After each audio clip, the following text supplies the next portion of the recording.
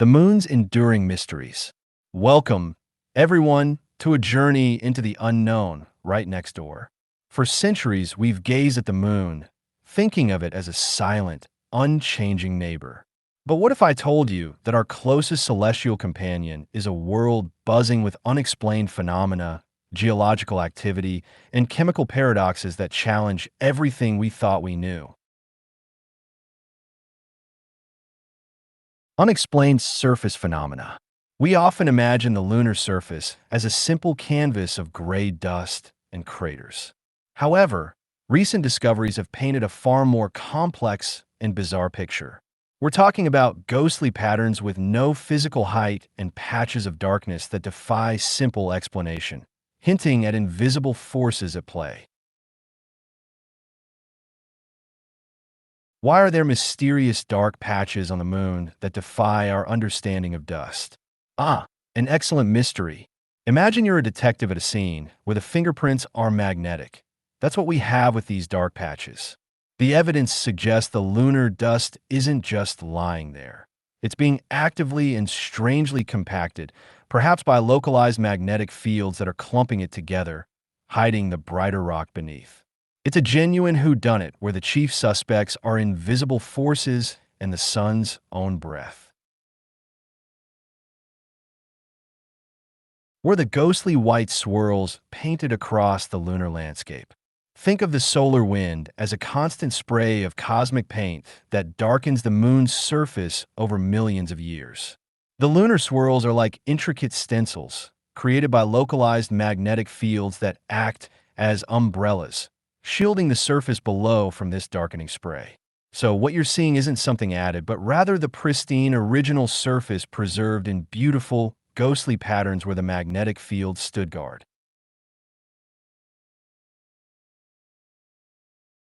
If the moon has no global magnetic field, what creates these magnetic shields? It's one of the great lunar puzzles, a magnetic ghost story. One theory is the comet impact hypothesis, with a violent collision of a comet's icy core vaporized and created a superheated plasma that magnetized the rock in an instant. The other idea is that these are fossil magnets, frozen remnants of the moon's ancient, powerful global magnetic field that died out billions of years ago, leaving behind these faint but persistent echoes in the crust. Phantom past magnetosphere. It's one thing to find strange magnetism on the surface, but it's another to realize the entire moon once had a protective magnetic shield, much like Earth's. This discovery, locked away in ancient rocks, opens up a profound mystery about the moon's past. We must ask not only how it generated such a field, but also where this phantom magnetosphere has gone. How do we know the ancient moon had a magnetic field as strong as Earth's? The Apollo moon rocks are like tiny time capsules, carrying messages from a bygone era. When we analyzed them, we found they were magnetized like little compass needles frozen in time, pointing to a magnetic field that no longer exists. The strength of this remnant magnetism is so significant, it tells us the moon's ancient global magnetic field was once a formidable force, possibly as strong as our own planets today.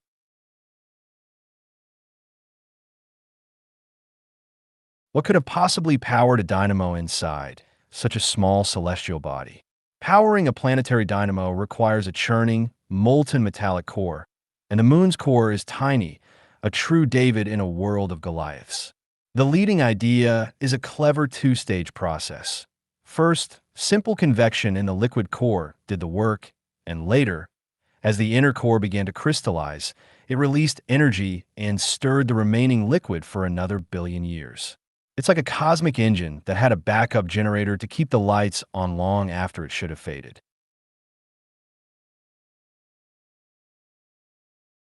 Secrets in moon dust. The samples returned from a moon have proven to be the gift that keeps on giving, revealing secrets we never anticipated. Within the seemingly sterile lunar regolith, we've found clues that rewrite our understanding of the moon's composition. These discoveries include unexpected traces of water and rare elements that simply shouldn't be there.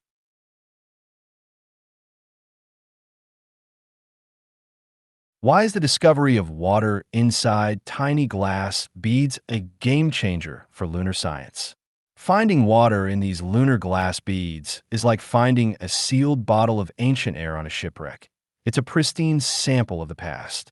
This water was likely delivered by the solar wind and then flash frozen into the glass during the immense heat of a meteorite impact, trapping it for billions of years.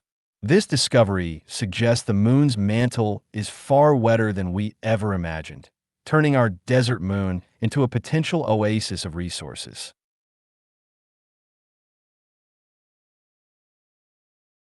What is the significance of finding short-lived radioactive elements on the moon? Discovering uranium-236 and neptunium-237 on the moon is like finding a lit candle in a room that's been sealed for a million years. Their short half-lives mean they should have decayed away long ago. This implies they're either being created by some unknown, ongoing process, or were delivered to the moon much more recently than we thought. It's a tantalizing clue that points to mysterious nuclear processes or a history we have yet to uncover. World of tremors. We think of the moon as a place of silent stillness, but seismometers left by the Apollo astronauts revealed a surprisingly active interior. The moon is constantly shaken by various types of moonquakes, creating a symphony of tremors. These vibrations have revealed a great deal about the moon's internal structure and its violent, dynamic nature. Why did the moon vibrate like a bell for hours after being struck by Apollo landers?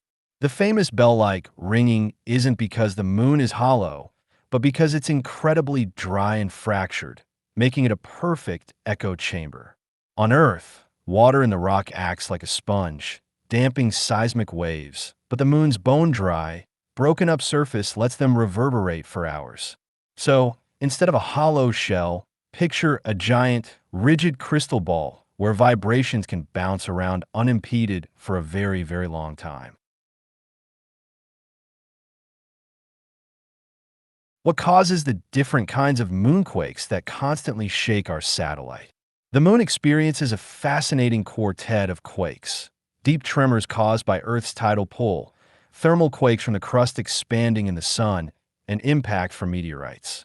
But the real enigma are the shallow moonquakes. They are much stronger, and their origin is a complete mystery, hinting at active tectonic stresses within the lunar crust. These powerful, unpredictable quakes are a sign that the moon is far from being a dead world.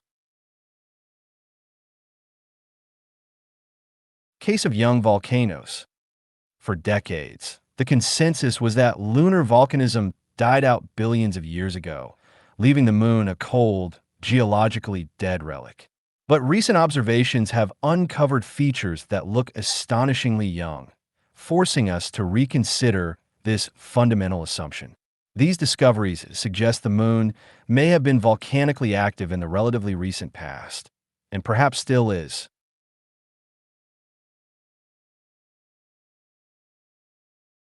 How can the moon have volcanoes that might be only 100 million years old? The discovery of irregular mare patches, or IMPs, was a complete shock, like finding a fresh lava flow in an ancient ruin. These features are so sparsely cratered that they must be incredibly young, some perhaps only 100 million years old, which is yesterday in geological time. This completely upends our timeline, proving the moon's volcanic heart was beating far longer than we ever thought possible. What could be reheating parts of the moon from the inside out? The secret ingredient for this youthful volcanism might be a strange material we call KREP, which is an acronym for rock rich in potassium, rare earth elements, and phosphorus. This stuff is highly radioactive and acts like a natural nuclear heater, a sort of electric blanket tucked into the lunar mantle. These KREP deposits could create localized hotspots, keeping pockets of magma molten and ready to erupt long after the rest of the moon cooled down.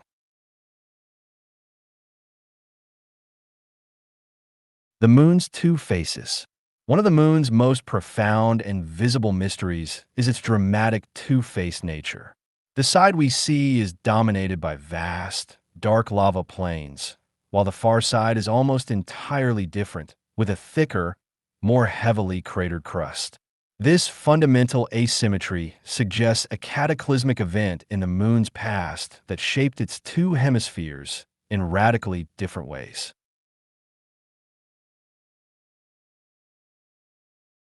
Why is the far side of the moon so dramatically different from the side we always see? It's truly a tale of two worlds. The near side is the familiar face with its dark, smooth maria, which are ancient lava seas and a relatively thin crust.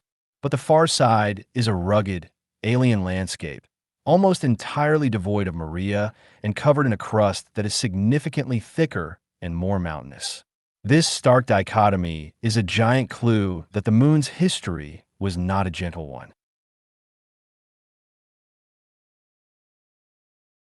Did the Earth once have two moons that collided to create the one we have today? The two-moon theory is a wonderfully dramatic explanation for this asymmetry, proposing that Earth initially had a smaller second moon. This smaller companion eventually had a slow-motion, pancake collision with our main moon, splattering itself across the far side. This cosmic fender bender would have added material to create the thicker crust we see today, elegantly explaining the two-faced nature of our satellite. Tenuous atmosphere kosmikgerust.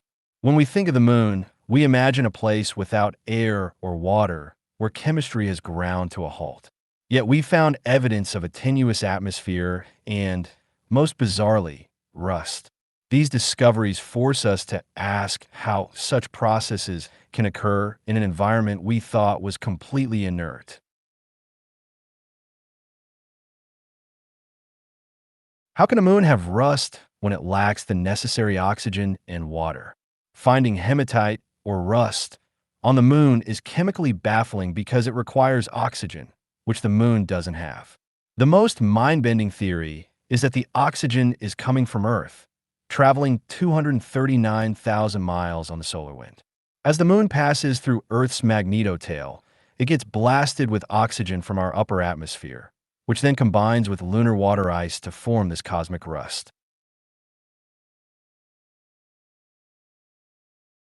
What is the moon's invisible, paper-thin atmosphere made of? The moon's atmosphere is an exosphere, so thin that the atoms rarely ever collide with each other. It's a constantly regenerating phantom, born from two violent processes: sputtering, where solar wind particles sandblast atoms off the surface, and outgassing, where gases like radon escape from the moon's interior. This creates a transient veil of sodium and potassium atoms, a ghostly atmosphere in a constant state of flux. Flashes in the night. For centuries, both amateur and professional astronomers have reported seeing strange, fleeting flashes of light on the lunar surface. These lunar transient phenomena are one of the moon's most enduring and controversial mysteries. Are they simply tricks of the light, or are we witnessing active processes on a world we thought was dormant? Were the strange, fleeting lights that people have reported seeing on the moon for centuries? These lunar transient phenomena are like cosmic fireflies, brief flashes of light that are notoriously difficult to confirm. The leading explanations range from the mundane, like meteorite impacts creating a momentary glow, to the more exotic, such as electrostatic discharge from charged dust. Another fascinating possibility is outgassing, where pockets of gas like radon burst from below the surface, briefly catching the sunlight. Hidden worlds beneath surface. While the lunar surface holds many secrets, some of the most exciting discoveries may lie just beneath our feet. Recent missions have given us tantalizing glimpses of a hidden, subterranean world. We're talking about enormous underground caverns and mysterious mass concentrations that hint at a complex, and unseen geology. Could future astronauts live in giant caves on the moon? Absolutely. And these aren't just caves, they are colossal lava tubes, some large enough to house entire cities. These subterranean highways were formed by ancient rivers of lava and offer a perfect, pre-built shelter for future astronauts. They provide natural protection from cosmic radiation, micrometeorite impacts, and the extreme temperature swings of the lunar surface, making them the safest and most stable environments on the moon.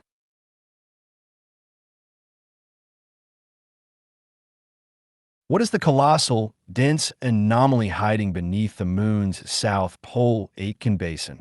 Beneath the massive South Pole Aitken Basin lies a gravitational anomaly, a huge blob of something incredibly dense that shouldn't be there. One theory is that it's the metallic core of the giant asteroid that created the basin, still embedded in the lunar mantle like a cosmic cannonball. The other possibility is that it's a concentration of dense minerals that sank to the bottom of the moon's ancient magma ocean as it cooled. The new race to the moon. After a 50-year hiatus, humanity is heading back to the moon, and this time, it's a global affair with a completely new set of goals.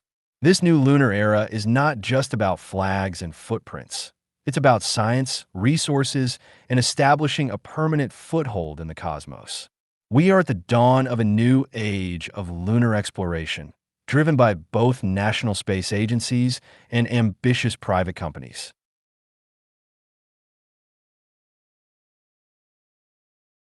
Why is humanity suddenly racing back to the moon with such intensity?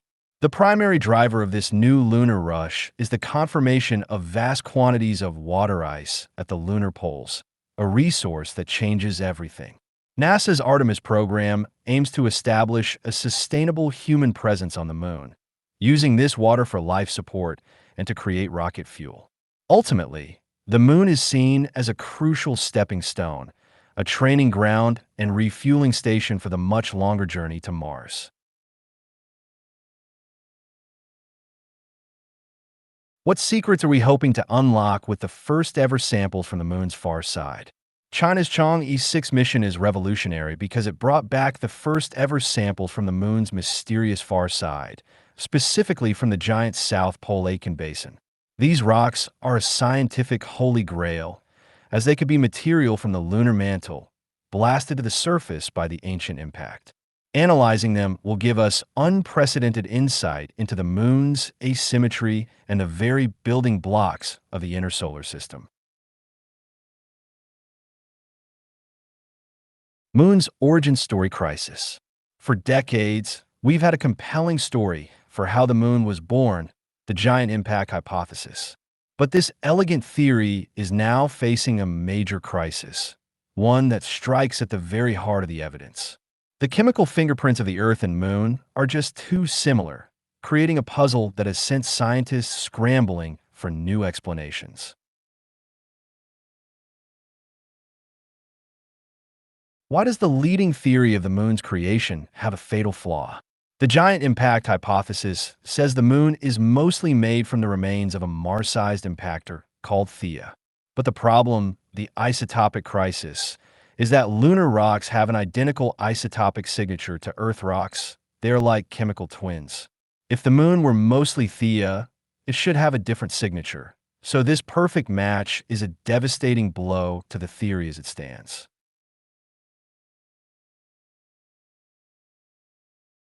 What is a synestia, and how could this bizarre object solve the moon's identity crisis? A synestia is a truly wild and beautiful idea. A giant, rapidly spinning donut of vaporized rock, formed when two planets collide with such force that they completely merge and vaporize. In this scenario, the Earth and the impactor formed a single, well-mixed cloud of molten rock and gas. The Moon then condensed from this vaporous donut, which would perfectly explain why it has the same isotopic fingerprint as Earth.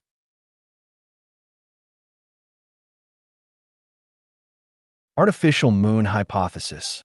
Now we venture into more speculative territory, exploring ideas that live on the fringes of mainstream science, but are fueled by some genuinely strange lunar facts. The artificial moon hypothesis asks a provocative question. What if the moon isn't a natural body at all?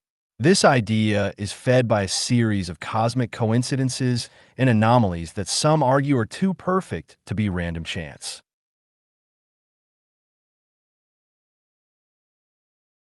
Is the perfect solar eclipse just a lucky coincidence? The fact that the sun is 400 times larger than the moon, but also 400 times farther away, allowing for a perfect solar eclipse, is a coincidence of breathtaking improbability.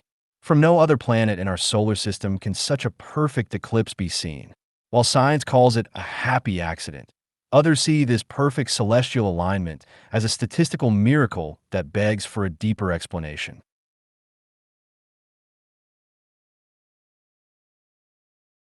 Why do some argue that the moon's orbit and composition point to it being an artificial satellite? Proponents of the Watcher theory point to a collection of oddities. The bound rotation that conveniently hides the far side, and the presence of mascons, huge concentrations of dense mass located suspiciously in the center of large basins. They also cite early reports of processed metals in Apollo samples, arguing these are not contaminants but evidence of construction. While each can be explained naturally, proponents argue that taken together, they paint a picture of deliberate design. Searching for alien footprints. While looking for alien radio signals gets all the attention, a small but dedicated group of scientists is pursuing a different approach. The search for extraterrestrial artifacts, or SETA, proposes looking for physical evidence of alien technology right here in our own solar system. And the prime target for this cosmic archaeology is our very own moon. Why is the moon the best place in the solar system to look for alien technology? The moon is the ultimate time capsule, a perfect museum for preserving history. With no atmosphere, no wind, and no water, there's virtually no erosion, so any artifact left there, even a billion years ago, will be almost perfectly preserved. If an alien civilization ever visited our solar system to observe Earth, the moon would be the most logical and stable place to set up a long-term, automated observation post. The myth of dark side. One of the most persistent myths in astronomy is the idea of a permanent dark side of the moon. This evocative phrase has fueled countless stories of hidden bases and secret activities. But the reality is both simpler and more interesting, and it's crucial to understanding the true nature of the lunar surface. Is there really a permanent dark side of the moon where secrets could be hidden? There is no permanent dark side of the moon. The correct term is the far side, and it gets just as much sunlight as the near side. The moon is tidally locked to Earth, meaning it rotates exactly once for every orbit, which is why we only ever see one face. The far side experiences its own day-night cycle, just like the side we see, so there's nowhere to permanently hide in the shadows. What do we find when we finally landed on the far side of the moon? When China's Chang'e E-4 lander became the first spacecraft to successfully land on the far side, it didn't find alien bases or hidden cities. Instead, it found a world that was even more ancient and battered than the near side, a rugged landscape offering incredible scientific insights. It proved that the far side isn't a place of secrets, but a new frontier for discovery, accessible to anyone with the technology to get there.